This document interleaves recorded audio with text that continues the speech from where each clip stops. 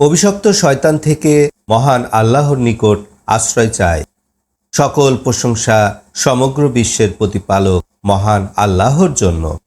রাহমান ও রাহিম আল্লাহ তাআলার নামে সূরা রোম এর বাংলা সরল অনুবাদ শুরু করছি। আলিফ লাম মিম।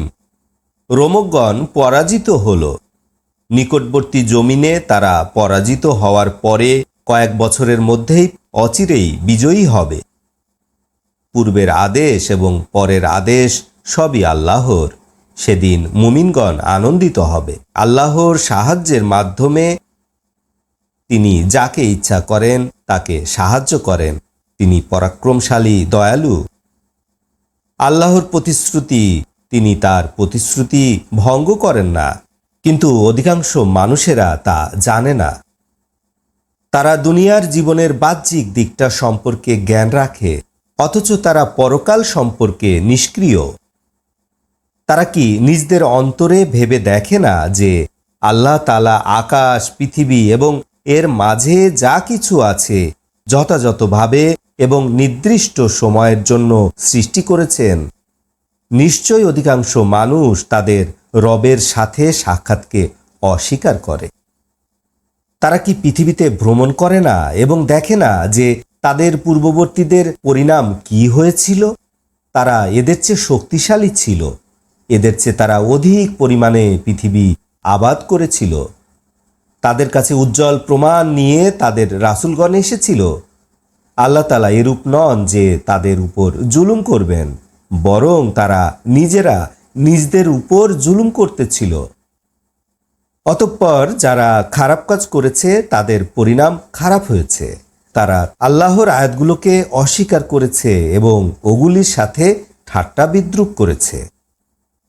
আল্লাহ তাআলা সৃষ্টির সূচনা করে থাকেন এবং তিনি সৃষ্টির পুনরাবৃত্তি ঘটাবেন।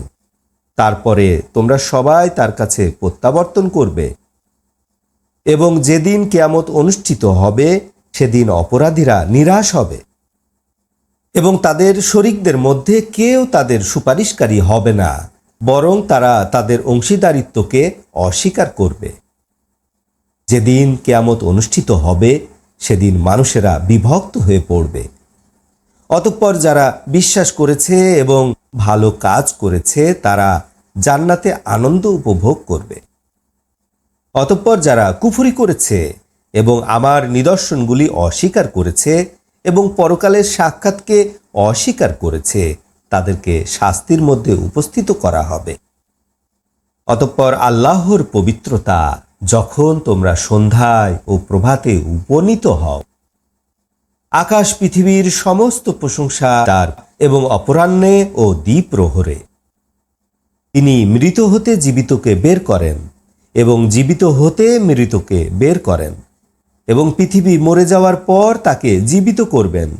এভাবেই তোমাদেরকে বের করা হবে। আল্লাহর নিদর্শনের মধ্যে রয়েছে যে তিনি তোমাদেরকে মাটি হতে সৃষ্টি করেছেন, অতঃপর তোমরা এখন মানুষ সর্বত্র ছড়িয়ে পড়েছ।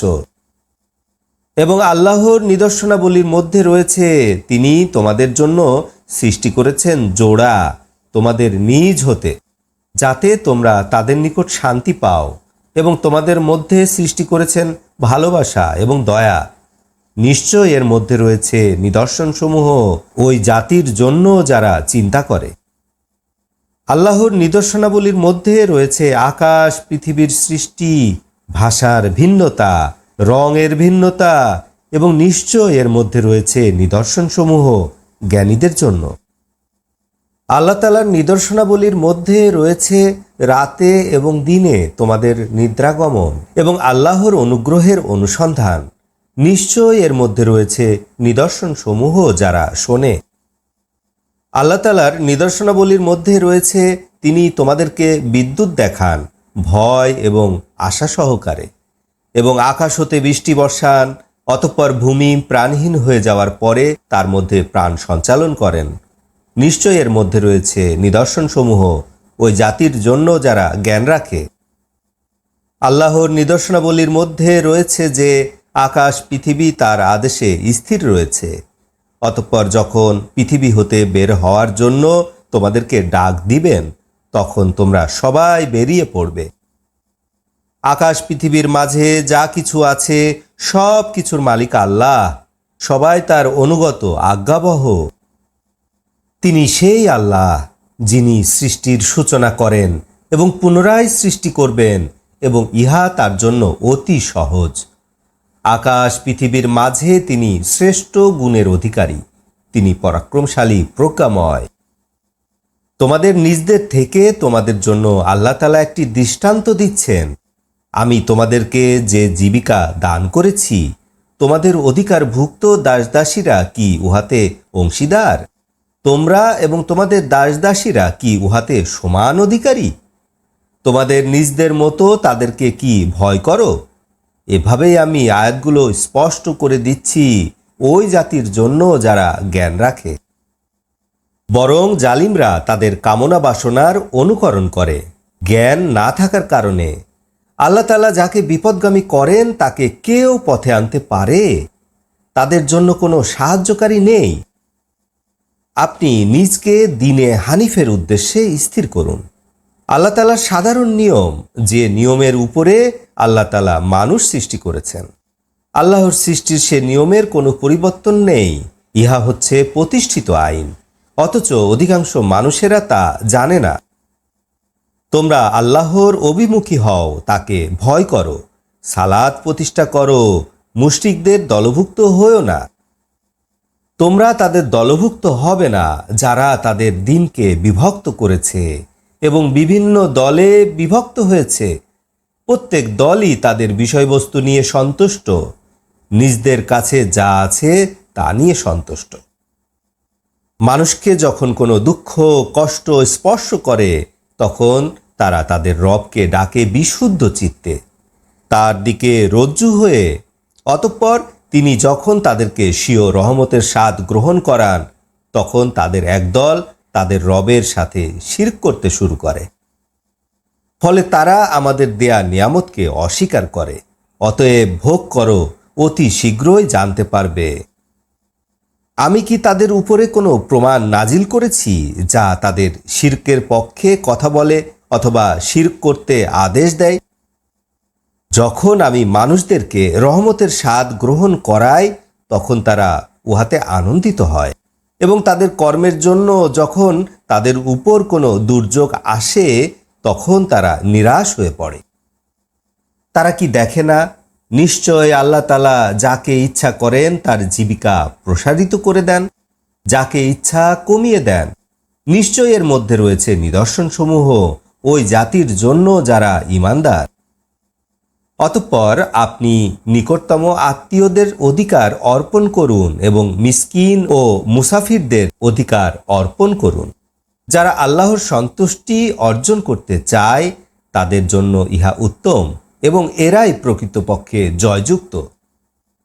তোমরা যে সুদের কারবার করছো, যেন উহা মানুষের মাল বাড়াবে, কিন্তু উহা আল্লাহর দৃষ্টিতে বাড়ায় না।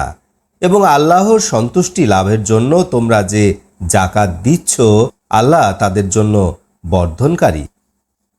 আল্লাহ তিনি যিনি তোমাদেরকে সৃষ্টি করেছেন, জীবিকা দান করেছেন, অতঃপর মৃত্যু দান করবেন, অতঃপর পুনরায় তোমাদেরকে জীবিত করবেন।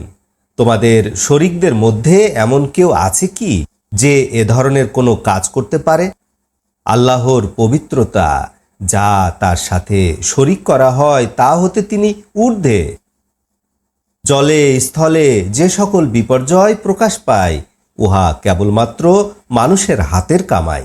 ইহা এজন্য যে তারা যেন তাদের কর্মের কিছু শাস্তি ভোগ করে ফিরে আসতে পারে।